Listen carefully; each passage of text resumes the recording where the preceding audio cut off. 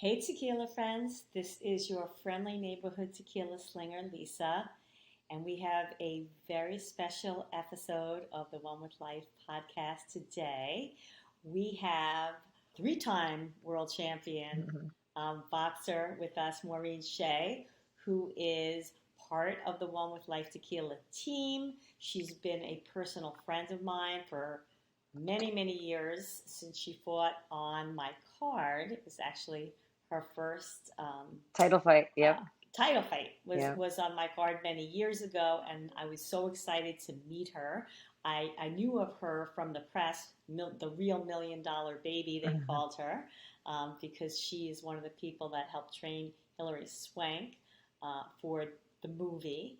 And, putting that aside, she's a phenomenal boxer and even more phenomenal human being. Oh, thank you. She's inspirational, she's spiritual, she's smart, she's tough, but still very feminine. And so she's everything that a boxer wants to be and that people want to be in general. She's always been an inspiration to me. I'm happy to have her as part of the team. I'm happy to have her today to share her thoughts on what it means to be one with life. And we're both, of course, have a One with Life tequila cocktail with us today, And my which will fancy tell you. cactus Amazon I like that. glasses. I like that glass. Mine is in a crystallized water glass, and we both have We're versions of fancy. We're fancy. Yeah, skinny margarita fancy. So we'll tell you about our recipes later. And let me take a sip before we even start. Mm. So let's get right into it, champ. Uh, Tell us, what does it mean to you to be one with life? I thought about that a lot, especially being part of the company and everything. And I really feel like one with life is just being present, and I feel like I've always had a little bit of a problem. I feel like a lot of people have a problem being present, but I noticed it really for me was in the ring, where I would go out and I would fight, and the rounds I'd come back and I didn't even know what I did because I couldn't be present. A lot of fighters could tell you that because they just go on autopilot because of the adrenaline and everything is just so high. And I was like, man, how could I learn to be more connected and grounded? And I think, I mean, and Nico could say it, like to be in that high intensity, situation, to pull yourself together and be, I mean, it's meditative, So when I learned to be more present, I realized that boxing, I was meditating in there. Like I was so present and so there that I saw everything and everything was just coming in slow motion and I was able to throw my punches. So to give you the shorter version, being present to me is being one with life and enjoying every moment of every day, even the hard parts, even just being present enough not to just react emotionally, but to be grounded enough to say, okay, what is this and what can I learn from it? Good, bad, or indifferent. I think that's probably the biggest part of it for me is the lessons that I've learned. Now I'm 42 and I've been boxing for more than half my life.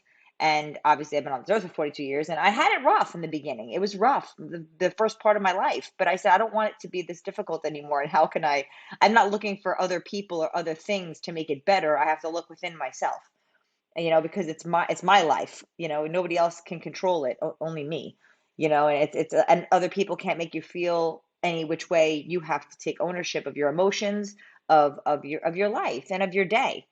And so for me, that's really what one with life comes down to for me, is just being present, being in the moment, enjoying everything and learning, because I think life is a gift.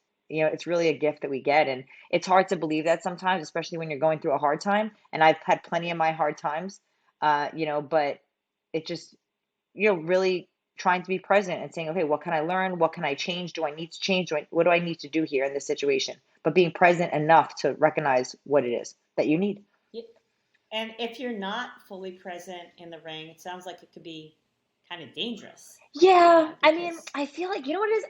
I didn't feel like it was super, it wasn't even like I was not there. It's not like I checked out. I was there, but it was like adrenaline just took over and I couldn't even enjoy the moment. I was like, because I was listening, everyone's like, oh, you did this, you did that. I'm like, I wish I could have remembered it, And then when I learned to be present, so what I learned to do, I actually practiced something, and this was, man, when I fought on Evander Holyfield's card, going back in 2006, I remember walking out to the ring, and I remember because I kept forgetting what was happening, and I had like 6 or 7 fights already, and I was like, man, I want to know what it feels like to be in there, and I was reading The Power of Now by Eckhart Tolle, and I was reading a lot of these books, and they were like, finding something that'll ground you. So I remember this was like probably the best opportunity to do it because it was at the Alamo Dome in San Antonio. It was the longest ring walk ever. So pretty much I was in the back of a golf cart being driven to the ring walk.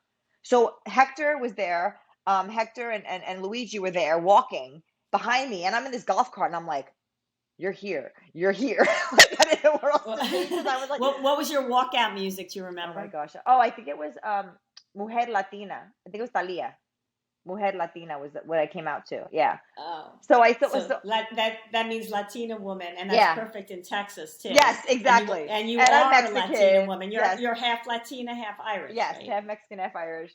So I got to the I remember I got to the ring walk, like where I had to walk. And the whole time I was walking, I was like, I'm here. I'm here. And then I remember when I got in the ring, I locked eyes with Hector. He had no idea what was going on. I locked eyes with him and I was like, okay, I'm here. And I just kept telling myself I was here the whole time, even to when we walked out to the center of the ring, I was like, I'm here. Because I wanted to own the moment. Because it was my moment. And I worked so hard to get to that moment. I wanted to own it and be, man, I it was so crazy how present I was and how aware and alert. And I think I fought like the best of any of my other fights because I knew what was happening. And I feel like it's adrenaline and fear that causes you to not want to be present.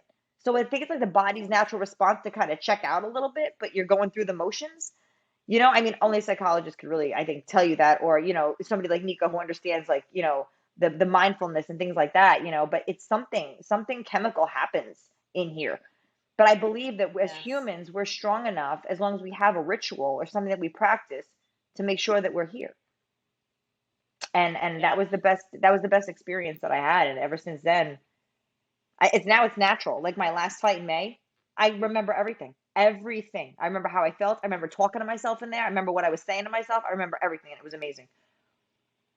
That's great. Do you feel like you become more present as you get older and as you study teachers like Eckhart Tolle and other consciousness and mindfulness gurus? I think yes. I think yes, but I think also because I went through such a hard time growing up and I didn't want to keep repeating the mistakes of the past. And I knew that I needed to adjust and I needed to learn how to adapt to certain things. I think that kind of forced me to become more present. But absolutely as I got older. That's why I feel like, even boxing at 42, I feel like I have such an advantage over a lot of younger girls because they You have the haven't, wisdom now. and I think you can't buy that. And I feel like they Yeah. totally negate that. Like they're like, oh, like they don't even think about it right away. It's like, oh, you're old, she's young, and I'm like, all right, how about I'm wise and she hasn't been on this earth long enough. Like, how about That's that? right. I feel like that's our society in general. Like Yeah, sometimes they devalue women as we get older for so many reasons. And the wisdom that we have we're such better. at We're better. it's yeah, we just are better versions of ourselves And then than they we say like, were in our 20s and 30s. and I was like, oh, that's because you're older now. But I get people all the time telling me you don't look 42. Just the other day, they were like, how old are you? Like, you do not look 42. And I'm like, well, thank you. I take care of myself. But what's wrong with being 42? Like, That's right. I think it's That's great. right. Like, I'm Right. You not. should be proud of the fact that you're 42. I'm proud of the fact that I'm in my late Oh, you 50s. look amazing. Yeah. No, you And, do. as women, regardless of what society says about aging, we have to embrace ourselves and support each other. Hmm. And that's one of the things that I always loved about you, Maureen, is that you were always so supportive of other women. And you teach a lot of younger women boxing, you're their mentor. And I think a lot of that maybe comes from some of the compassion and empathy you gained from some of your barriers Oh, and struggles 100%. that you had earlier in life. Do you want to talk about that a little bit? Yeah, yeah. So I grew up in the Bronx, and I struggled a lot emotionally. My father was bipolar, and it's really the first time I'm kind of talking about this more openly. My father passed away. It's going to be 2 years in April. So And sorry. thank you. Yeah, and but it's been such a gift for me, and I learned so much about myself going through that. So I have a chemical imbalance. and I was misdiagnosed when I was 14 years old. I was diagnosed bipolar because my dad was bipolar, so they just assumed, and this is back in like what, the early 90s. They just assumed that I was bipolar, so they medicated me very heavily on medication I shouldn't have been on. And so, Wow. I went through a lot, but it was like a lot of anger, a lot of resentment, a lot of stuff. So it wasn't no, I learned that no pill could heal me. I'm not saying that medication doesn't work for people, but for me, no medication was working for me. It just wasn't. And I realized that it had to start from within. And being a writer, I started writing and journaling. And I learned that I wasn't bipolar. I actually had seasonal affective disorder, which is a type of depression where the serotonin levels in my brain drop during the winter months. And I lived in New York. And then I had ADHD, which actually I wasn't diagnosed until I was in my 30s, which is really interesting. Wow. So they looked at it as bipolar because I had highs, but I'm a very high functioning person. So I was high, but I wasn't manic. Because I remember, I'll never forget, the doctors kept saying like, do you spend money compulsively? I'm like, no. They're like, oh, do you feel like you can jump off a roof and be Superwoman? I'm like, no. Like, this does not sound. They're asking me like, all these things, and I'm like, no, I just like to do stuff. I just like to be active. I just like to be, I had a very rapid speech. So they were like, I'm from New York, but now it all Yeah, makes sense. you still speak very quickly, I by the know. way. Well, this is It's one of your slower. signature things about Yeah. Maureen. But Yeah. it's like that's how my brain works, and I'm like right away, I'm like, oh, take a pill. But I'm like, why do I want to change this? But anyway, so I did some journaling, and then I realized that the pattern of the seasonal affective disorder was during the winter months. So that's when I moved to California. But during that time, I was going through depression. I struggled with an eating disorder. I had very low self-esteem. I ended up in an abusive relationship when I was 17 years old, which is what actually led me to boxing. I went to the gym to better myself for him, and then I walked into the back, and there was a boxing ring, and I was like, I had like my issues, and then I had the issues here where this person was like verbally beating me down and physically beating me down, more verbally than physically, but he did hit me and he did try to strangle me. But I always felt like I provoked it because I was trying to understand him. And it was like the mind of an abused woman. And I had this conversation with somebody the other day. I'm like, you can't tell us to leave. You can't. It has to come from That's right. You us. have to be ready, and you have to gain the strength And that's where to I know found, your worth. and To know your worth. you know what? It's so scary because you don't want it to go for too long. And as the person, like you're like, I felt like I literally remember feeling trapped in a corner. I remember the feeling. I felt like I was in a corner, like I didn't feel strong enough to get out. Whether it was a codependency, whether it was a feeling that I deserved it. It wasn't so much it was him that I wanted to be with. It was more like I don't know why I was too comfortable with this abuse and this detachment. My father never abused me or my mother, but I think it was the emotional detachment that my father had because of his bipolar disorder. Like he loved us, but he couldn't hug us and like he wasn't very affectionate. My mother's super affectionate. So there was a lot of affection from my mom, but not much from my dad. So I found that I was very much attracted to emotionally unavailable men. And then that's when I realized. Oh, that sounds familiar, Maureen. I mean, people call it the daddy Yeah, issues. Like, me too. everybody's got it I've always a struggled lot. with that too. Yeah, and do you feel that boxing not only made you much physically stronger, but made you much more emotionally stronger? Oh, for sure. Because my emotions, I was tested and I had to like dig deep within, and I didn't want to quit, and I had to figure things out. And it like even taking time away, I took time away from the sport. I didn't want to, it was business and politics and the sport that led me to it wasn't injury or anything like that. It was, but I realized like I'm in control. I'm always in control. I mean, to a degree, it's my decisions. You know what I mean? But most of the time for me, Yes. it's always God leading me. And it's like, you never know why things happen.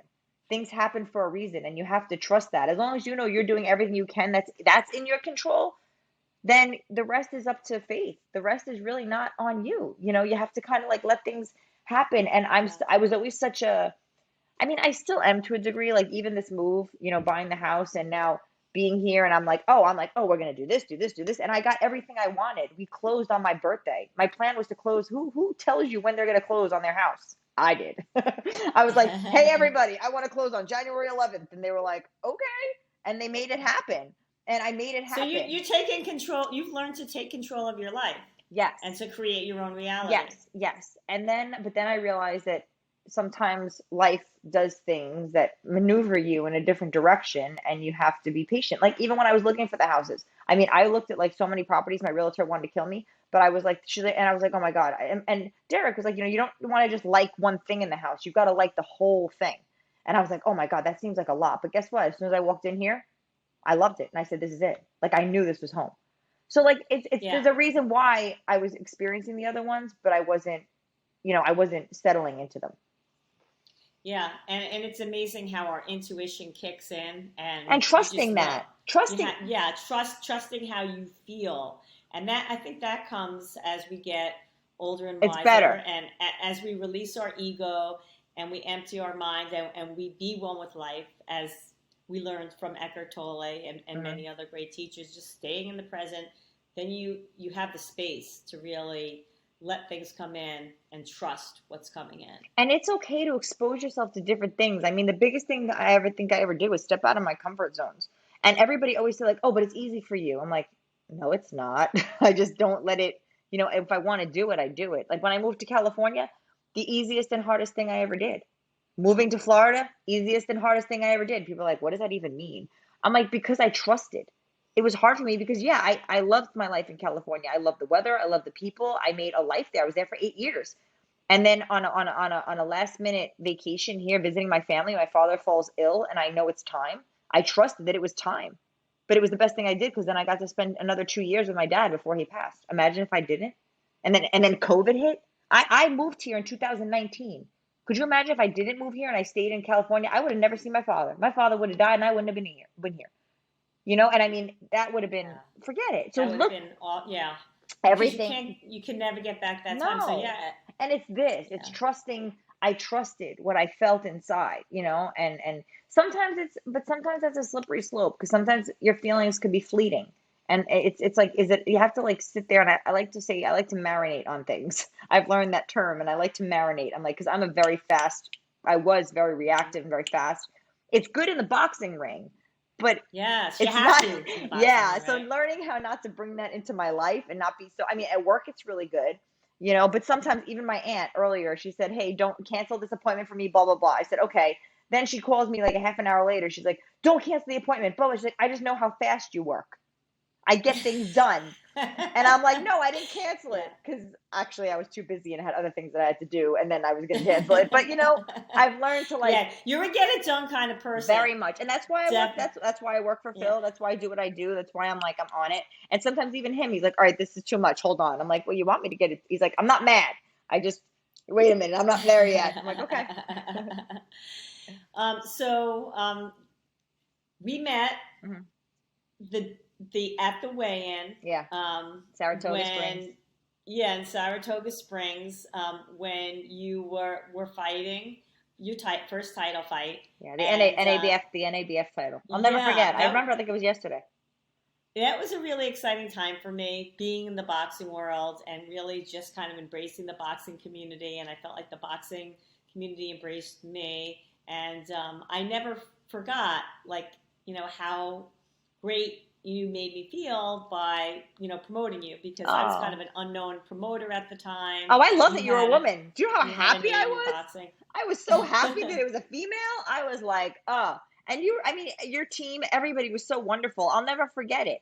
And I enjoyed it so much. I enjoyed the whole experience. And I just remember, like, for me, it was like, man, because I always felt like I was always the only girl, and to see a woman in your position doing what you were doing and supporting us, not just female boxers, but boxers in general, I'm like, this is awesome. But you opened my eyes to other things. Like, you inspired me for my work outside of boxing because I wasn't doing a ton then like I am now. I'm like, oh, I can do anything. Yeah, thank you. Yeah. Um, yeah, the boxing community is really a special place. It's kind of where everybody comes together, all different socioeconomic, religious, ideology backgrounds, and everybody kind of just works together, and everyone's kind of has a bond that I haven't seen in any other industry. Do Well, you find it's that too? 100%. It's a language. It's an international language, boxing.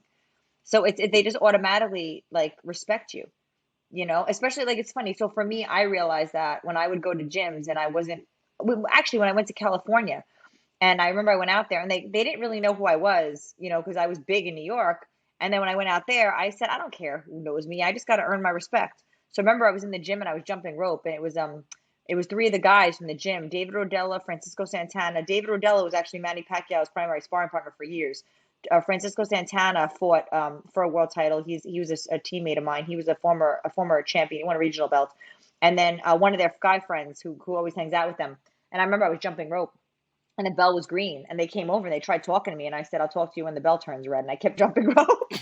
And they were like, That's great. but I had to, but I understood being in gyms. Like I remember even being in Gleason's Yeah. when like the guys would talk to me, and I'm like, I'm not here for anything but to just be taken seriously as a fighter. You know what I mean? Can I just get there? But that was how I earned my respect. And then now, today I was just shadow boxing in the ring, and one of the guys came up to me and he was like, "Hey, hi, just nice to meet you." And then he was like, "Oh," he didn't realize he had met me before. He's like, "I was watching the ring, and I knew you had to be somebody." Because they can tell, you know what I mean? It's like a language. Right. They're Oh, like, "Oh, they can wow." yeah. You Either can they've tell done a it, real, of course, either yeah. they've done it or they want to do it. But they look at it Yep. and they forget that it's a woman, and they're just like, "Man, that person can move." Yep. You can't deny So that. now are you're still training? Yes. And do you have anything in the works coming up? So we have a contract signed, but it hasn't been announced yet. So I'm waiting on the announcement. I signed the Oh, contract. that's exciting. I I signed the can't wait to contract. hear. So I'll just say that I'm waiting on Eddie Hearn. Let's just say that. Let's Oh, just say that. Matchroom Boxing. Yeah. All right, so this is going to be a TV fight, Yeah. and it's a big fight because Eddie Hearn doesn't do anything small. So, I I mean, know it's been that. what I've been waiting for. It's like I don't want to fight for anything less than what I deserve, which is, let's just say the IBF mandated this fight. Okay, I So think I know who you're fighting. it's about I time. know Yeah. it's Well, one of his female fighters, yeah. right? It's Yeah. when Okay. it's time now because I wanted to fight the champion, but the champion isn't ready. So, so that's all I can say about that. But Well, I'm glad that they're finally not running from you because I know well, a they lot of these can't because female but I don't boxers have but been running from but you that's for the a thing. long I'm sitting time. here now and I'm like, so how come the contract isn't signed if the IBF I signed my Yeah. contract? Like, what's going on? This hasn't been promoted. Yeah, they know you're damn good. I got my and you're pictures. not. Hey, I'll show you. I took my pictures. I took my, I'll show you the pictures that I took. I did my photos. I got my Oh, that's photos all great. I love done. that. I'm all Love the one ready. with the hoodie. I'm all Yeah. ready. I'm ready for them. Yeah, I Well, got I'm that. coming to that There's that fight. one too. I will be there wherever that fight is. I'm Oh, hopping on a thank you. plane and I'm Thank gonna you go. so much. Yeah, I can't So, wait. Nico, you always have a good quote of the day for every episode. After listening to Maureen speak, do you have any quotes that come to mind? Yeah, so I was trying to think of like someone who is in the spiritual world and also in, the fighting world in a way. And Bruce Lee came to mind for me. Yes. He's a badass, Bruce Lee. He's a badass, but he also, understands the Very present. nature of the mind and like you said, presence. Human. You were also talking about Yes, adaptability. 100%. And so he has this quote about water, and he says, "Empty your mind, be formless, shapeless like water. If you put water into a cup, it becomes the cup. You put water into a bottle, and it becomes the bottle. You put it into a teapot, it becomes the teapot.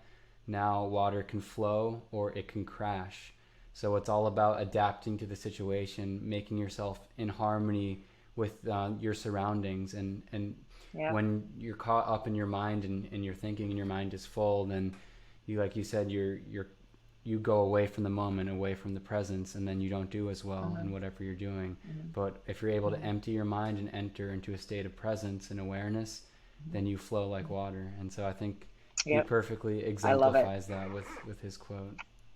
Oh, I love That's that. I've heard great. that quote, and I've actually, I've listened to that, and I've read some of his quotes, and it's so true. It's just trying to be, because I just didn't understand that the fight and flight. That was a big part of it for Yeah. me. I wasn't quite getting it, and I'm like, there's this got to be. I want to remember this. Like I wanted to be there. I want to experience it. There's things that I don't want to experience, so I just close my eyes and yell like roller coaster rides. I'm like, yeah, who needs to be present during this? Let's just go. But boxing was like fighting was like a roller coaster ride, but it was something that I created. Like you don't create a roller coaster ride, you know what I mean? Like you created the fight. Like you're in it, You're the reason it's happening. So it's that to me was always like the biggest thing. And one of my favorite quotes is actually, "Do not go where the path may lead. Go where there is no path and leave a trail." That's Yeah. And that was very And Ralph Emerson. Yeah, that was Emerson that you said that. certainly have Yeah, Ralph Waldo I think he was an Emerson. atheist too, but whatever. The quote works. But you know what? It doesn't matter because God is within us, and everyone has different forms of Yeah, of it. course. Yeah, of And course. what I really found is like regardless of anybody's It's religion, the message. atheist, agnostic, Yeah, if you're a kind person yeah. and you treat people well, that's the most It's the important thing. message. It's really the message, and that's what I've told people too. Like, I don't care what you believe in. Like, I just want to hear the message. Like, I can listen to a message in any church, any Any synagogue, any type of spiritual, even my yoga classes. Like, I could get a message, and as long as you're there and you're open to the message and you're able to accept the message, and you know what's a good message and what's not a good message. You know when you're healthy because you feel it. When you're in touch with your body and you're in touch with everything around you, you're like, okay, what's going on? There's something either good or bad. Either I want more of this or I need to figure out how to remove this, how to remove myself from this. I mean, that's really life. And I feel like people maybe just aren't there. A lot of it's fear too, though. It's fear. And then it becomes what's comfortable. And like me in the abusive relationship, what was bad, what was comfortable wasn't necessarily good. Yeah. And I think that's a hard time people, I mean, that was different. It's abuse, but in my mind, I was just too afraid or comfortable to leave. And why was I comfortable with abuse? That's where you have to look within yourself and figure it out. Because I had low self-esteem, I didn't think I was deserving of anything better. So once I changed that thought and that thinking of myself, I was able to realize, no, I learned how to set boundaries and I learned how to involve myself with more nurturing men, with men that were, I have so many guys in my life. Like they're like all like big brothers, and none of them would hurt anybody, like ever, you know? So it's just nice to know that I've changed that. Yeah, yeah, letting go of the fear and embracing the uncertainty and being Hmm. okay with uncertainty, not knowing how a relationship's going to turn out, how an event's going to turn out, Hmm. and being okay with that. Yeah. And you can't control the other person. I think that's a big part of it too. You have to remember that they're going through their stuff too. And not everything that they go through is a reflection of you. It's got nothing to do with you half the time. It's really their own stuff. And that's kind That's of right. hard because everybody thinks like, oh, what can I do to fix that? You can't. You can only fix yourself. Yeah, yeah, I think that's an exactly. We can age only thing. heal That's ourselves. definitely like a Yeah. 40-year-old thing, like 40 and above. It's like, oh yeah. And then you realize like somebody said to me that they didn't say like they care less. It's not that you care less, but you let less things really consume you. Like I remember things used to bother me, now I'm just like whatever. I'm like it'll work itself out. Yeah, That's like exactly. my favorite. That's like Accept a my lot motto more. now. I'm like, it'll work itself out. Whatever it is, it'll work itself out. As long as I'm That's doing what I right. got to do. Trust the universe. Yeah, Yeah. exactly, exactly. So, all right. So let's talk about what's in our glass. Hmm. I made a skinny margarita today. Hmm. Really easy to make. I used an ounce and a half of One with Life tequila, just some fresh limes, and I squeezed them in. And you can use club soda, seltzer, or sparkling water. Hmm. I just used this local lime seltzer water, Oh, nice. and that's it. So easy to make, and it's really refreshing, low calorie. I have the So, crushed raspberries. There's no mm, raspberries in here because I don't like the seeds because they get stuck in my teeth. So I kind of like I do the whole what do they call the draining? What is it?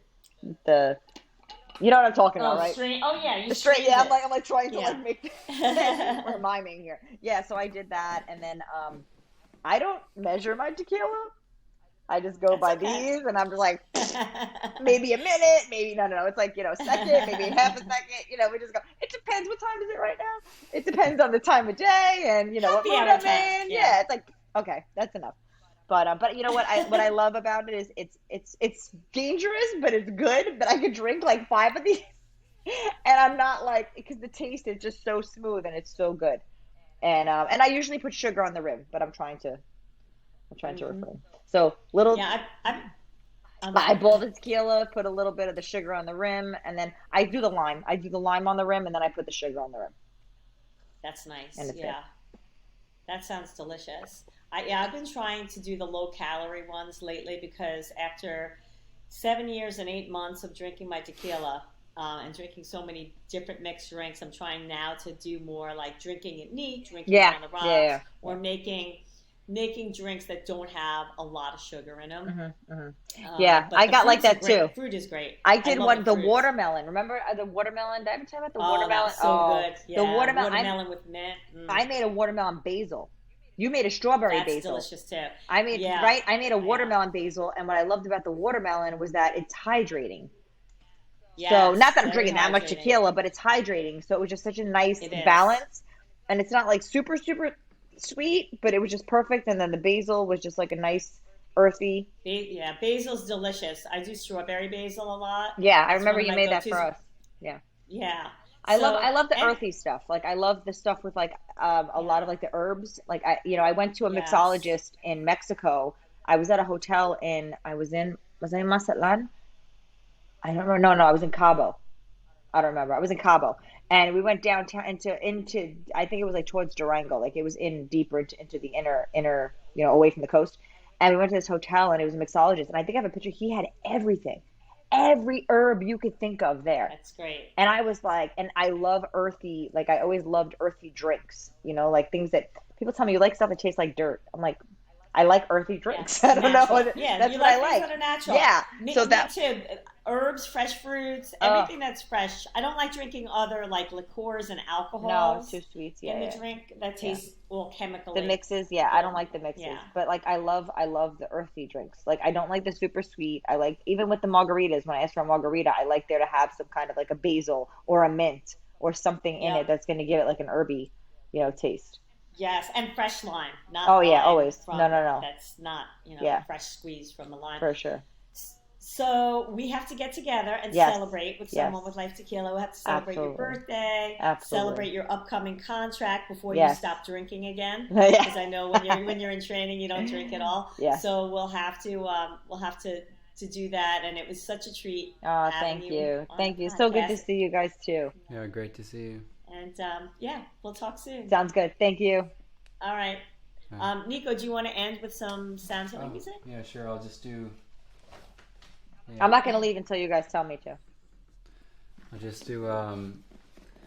Play the bowl, and if we all want to join in on the we could do that too.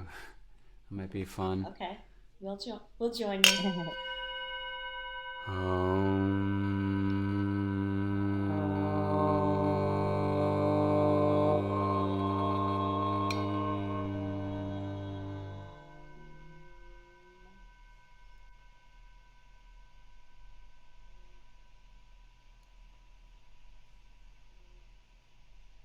The light, the beauty, the honor in me recognizes the light, the beauty, and the honor in you. We are one. We are the same. Namaste.